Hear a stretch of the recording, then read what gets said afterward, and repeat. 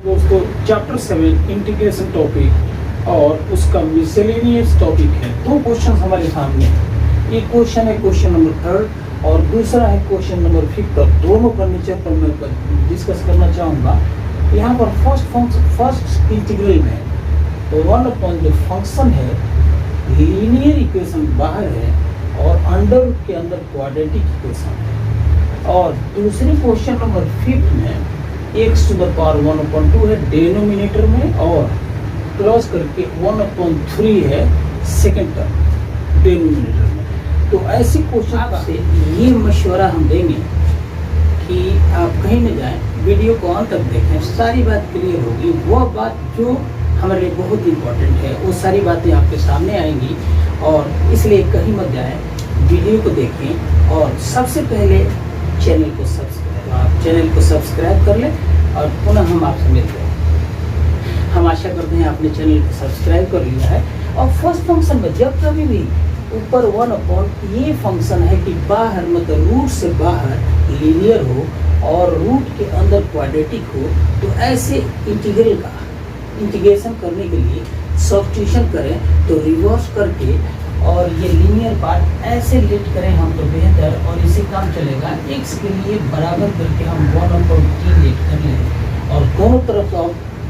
दोनों तरफ डिफरेंशिएट करें तो लेफ्ट साइड में dx हो गया और राइट साइड में -t to the power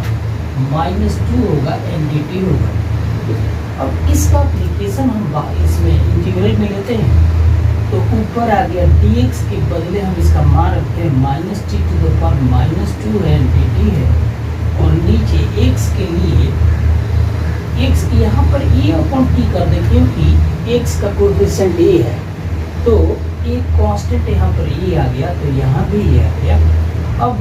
x के लिए हम रखते हैं a/t और अंदर और रूट के अंदर भी सब्स्टिट्यूशन करते हैं तो यहाँ पर a ऑलरेडी है इंटू a/t लेट कर लिया x के लिए, और -x² है तो a²/t²। अब इसका सिंप्लीफिकेशन करना आवश्यक हो गया तो बराबर ये -a को बाहर कर लेते हैं और dt/t² कर लेते हैं ऐसे, इंटू a/t है बाहर और अंदर रूट के अंदर से a² को कॉमन कर लिया जाए तो ये बाहर आएगा, और रूट के अंदर ये आ गया अंडर रूट 1/t -1/t², ऐसा कुछ रिलेशन आया। अब इसमें t से ये स्क्वायर काट देते हैं, एक a से ये एक काट देते हैं और हम माइनस को बाहर लेके dt/1/a को बाहर कर लेते हैं और नीचे बच गया, यहाँ एक t बच गया, और इंटू अंडर रूट के अंदर अगर सिंप्लीफाई करें तो एलसीएम आएगा t और अंदर आएगा t², तो t -1 आएगा। तो ये बराबर हो गया, ये रूट के अंदर ये रूट से बाहर हो जाएगा t, तो t से t को काट दें तो -1/a एंड dt/रूट के अंदर t -1 आ गया, जिसका इंटीग्रेशन हम आसानी से ऐसे कर लेंगे। ये हो जाएगा -1/a और इसको ऊपर ले जाते हैं और t -1 करके इसका पावर -1/2 dt कर देते हैं। अब इंटीग्रेट करें तो ये होगा -1/a और t -1 का पावर -1/2 में एक जोड़ेंगे तो ये आ गया 1/2। देखेंगे कि इंटीग्रल वैल्यू -1/a है और t -1 का पावर हाफ आ गया, जिसको नीचे बराबर -√t -1/a या t का मान रख दिया जाए तो ये रिलेशन -1/a एंड रूट के अंदर a का मान t का मान रखे t हो जाएगा a/x के, तो ये हो गया a/x -1 and plus integration constant बाहर लिख। तो इस तरह अगर रिलेशन इस तरह से दिया हो कि लीनियर बाहर हो डिनोमिनेटर में और रूट के अंदर क्वाड्रेटिक हो, तो रिवर्स करके और देख लेना होगा कि अगर कोई कांस्टेंट है तो इस तरह से हम सब्स्टिट्यूशन करें। लेकिन यही बात अगर दूसरा इक्वेशन ऐसे हो अगर इंटीग्रल, तो यही बात आपको समझ में जरूर आई होगी। अब हम दूसरे क्वेश्चन, डिनोमिनेटर में इस तरह से वेरिएबल का पावर 1/2 या 1/3 है, तो हम ऐसा करें कि x का पावर 1/2 है और इंटू 1/3 है, इसके लिए हम कोई नया वेरिएबल t लेट कर लें, मतलब x टू द पावर 1/6 के लिए t लेट कर लें और दोनों तरफ डिफरेंशिएट करें, तो 1/6 into x to the power 1/6 minus 1 dx left hand side में बराबर राइट साइड में ले दिया, dx बराबर 6 dt upon x to the power minus 5/6 बराबर 6 dt, और यहाँ डिनोमिनेटर में x का पावर -5 दे दिया और हमने x के लिए ऐसे 1/6 कर दिया, तो बराबर 6 dt upon t to the power -5 या ऊपर ले गए, तो t का पावर 5 6 कोएफिशिएंट dt दे देते हैं, तो ये वैल्यू हो गया dx का। अब हम इसमें सब्स्टिट्यूशन करते हैं dx के लिए और सारे वैल्यूज को रखते हैं, तो उसके बाद हम देखते हैं कि कितना वैल्यू आता है। तो अगर यहाँ सब्स्टिट्यूशन करें तो dx के बदले आ गया 6 into t to the power 5 dt, and ये है x टू द पावर 1/2 है, तो हमने सब्स्टिट्यूशन किया है x टू द पावर 1/6 के लिए t किया है, तो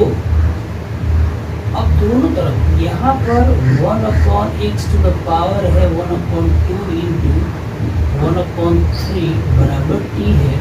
तो x टू द पावर 1/2 के लिए हो गया t to the power 3 and x to the power 1/3 के लिए आ गया t टू द पावर 2। तो इनका मान रखते हैं, t टू द 1/2 के लिए t टू द पावर 3 आ गया plus t to the power 2। अब यहाँ इस इक्वेशन को 6 into t to the power 5 है एंड dt है, और इन दोनों से हम t का स्क्वायर कॉमन कर लें तो ब्रैकेट में t प्लस 1 बचेगा और स्क्वायर से ये 5 कटा तो यहाँ पावर 3 बच गया, तो 6 into t to the power 3 divided by t n plus 1, यही हमारा इंटीग्रल वैल्यू बच गया। अब यहाँ से आगे बढ़ते हैं। अब ये इक्वेशन हमारा बेसिक फॉर्म में आ गया। अब हम आराम से इसे इंटीग्रल वैल्यूज का मान निकालेंगे। तो कैसे निकालेंगे? टी का power 3 divided by t plus 1, तो यहाँ पार्शियल फ्रैक्शन होगा और ऊपर वाला न्यूमरेटर का पावर 3 है, डिनोमिनेटर का पावर 1 है, तो यहाँ डिवीजन बेहतर होगा। t प्लस 1 से हम डिवाइड कर देंगे टी क्यूब को, तो पहले टी स्क्वायर कर जाएगा और यहाँ आ गया T cube and plus T square. तो आइए माइनस साइन चेंज कर दें, माइनस करते हैं, प्लस माइनस कट गया, माइनस टी स्क्वायर बच गया। अब प्लस है माइनस टी से डिवाइड करना होगा, तो टी या माइनस टी स्क्वायर है, माइनस टी बचेगा। अब साइन चेंज करें तो ये प्लस होगा, ये भी प्लस होगा, माइनस से प्लस कटेगा, टी बचेगा, एक बार और जाएगा, प्लस 1 से करेंगे तो ये टी और प्लस 1 बचेगा। साइन चेंज करें तो ये माइनस, ये भी माइनस, तो टी से टी कट गया, -1 रिमाइंडर बच गया। तो पूरे फंक्शन के लिए मतलब जो हमारा इक्वेशन है कि 6 t to the power 3 dt है डिवाइडेड बाई टी प्लस 1, इसको हम लिख सकते हैं यहाँ पर 6 हो गया और ऐसे कर देते हैं, और अंदर जो कोसेंट है वो ये ऐसे है, कोसेंट है, यहाँ इंटीग्रेशन नोटेशन दे देते हैं, t square minus t n plus 1 फिर इधर माइनस करके 1 अपॉन टी एन प्लस 1, ये इंटीग्रेशन हो गया टी। आप देख सकते हैं कि थोड़ा सा for the sake of simplicity हम लिख रहे हैं और बात तो समझ में आनी चाहिए। और मैं आशा करता हूँ कि ये बात समझ में आ रही होगी। हमने पार्शियल फ्रैक्शन किया, डिवाइड करने के बाद जो क्वेश्चन था t square minus t n plus 1 था, उसके बाद रिमाइंडर आया था -1, तो माइनस यहाँ देकर 1 ले लिया और डिवाइडेड बाई टी प्लस 1 जो हमारा डेनोमिनेटर था। अब सबको अलग अलग पार्ट्स में कर दें, तो फर्स्ट पार्ट है टी स्क्वायर, तो ये हो जाएगा कांस्टेंट बाहर 6 और t square d t. Second part में -6 तो बाहर रहेगा t and d t, and then plus 6 and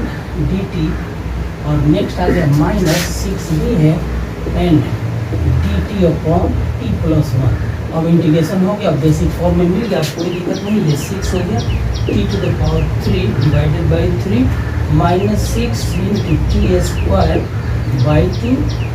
plus 6 into t and -6 log t plus 1 log t plus 1। अगर टी का मान रख लेते हैं, यहाँ पर 2 आएगा बराबर कांस्टेंट में आ गया 2, और टी के बदले हम रखेंगे कितना, तो x to the power 1/6 whole to the power 3 minus ये 2 से काट दिया 3 आ गया -3, और टी के लिए रख दिया x टू द पावर 1/6 कर दिया 1/6 होल का पावर 2 है, प्लस 6 इंटू टी के लिए x का पावर 1/6 है -6 log, और मॉड ऑफ टी के बदले x टू द पावर 1/6 कर दिया एंड प्लस 1 और प्लस इंटीग्रेशन कांस्टेंट लेते रहेंगे, लेकिन फाइनली वैल्यू आ गया 2 और ये 3 से कटेगा 6, तो 2x to the power 1/2 minus 3 और x टू द पावर 2 से कटेगा तो 3 बचेगा, x to the power 1/3 plus 6 into x to the power 1/6 and -6 log mod of x to the power 1/6 and plus 1। उसके बाद हम ये x to the power 6 and plus integration constant लेना न भूलें। इस तरह से हमने क्वेश्चन नंबर 5 किया। थोड़ा सा मैं आशा करता हूँ कि आप क्लियर हुआ होगा। मैं प्रयास कर रहा हूँ समझाने का और ज़रूर आया होगा।